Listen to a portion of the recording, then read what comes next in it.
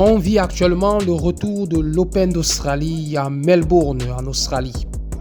Tenant du titre à Melbourne, le numéro 1 mondial Jannik Sinner, 23 ans, n'a pas tremblé pour son entrée en lice. Il s'est d'ailleurs imposé face au Chilien Nicolas Jarry, qui est 36e, classé 36e. Le score final 7-6, 7-6, 6-1 en 3-7. Et de même, Alexander Zverev, numéro 2 mondial, s'est qualifié pour le deuxième tour. C'était dimanche dernier, en venant à bout de Luca Pouille, le français, en 3-7 également, 6-4, 6-4, 6-4. Carlos Alcaraz également, numéro 3 mondial, s'est imposé lui aussi face à Kazakh Alexander Shevchenko, qui est classé 77e. Il a battu en 3-7 également, 6-1, 7-5, 6-1.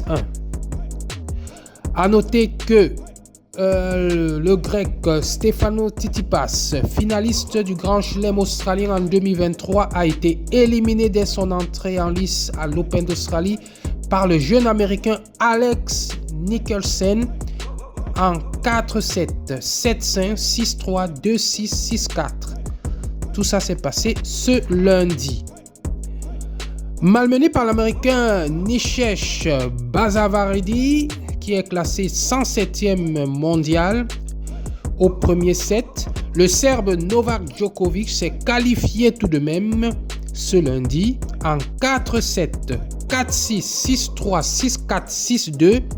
Au deuxième tour, il affrontera le Portugais Jaime Faria, qui est classé 116e. Du côté dames, la numéro 3 mondiale Coco Gauff a remporté son duel 100% américain contre Sofia Kenin, qui est classée 74e. Elle s'est donc qualifiée pour le deuxième tour de l'Open d'Australie en battant donc sa compatriote sur 2-7, 6-3, 6-3. Elle affrontera donc au second tour la Britannique Jodie Borage, qui est classée 173e mondiale.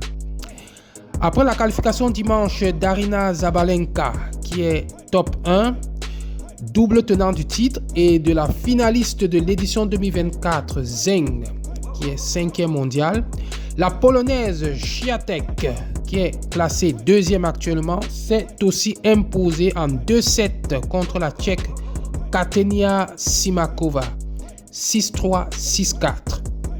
Voilà ce qu'on pouvait dire du tennis de Melbourne.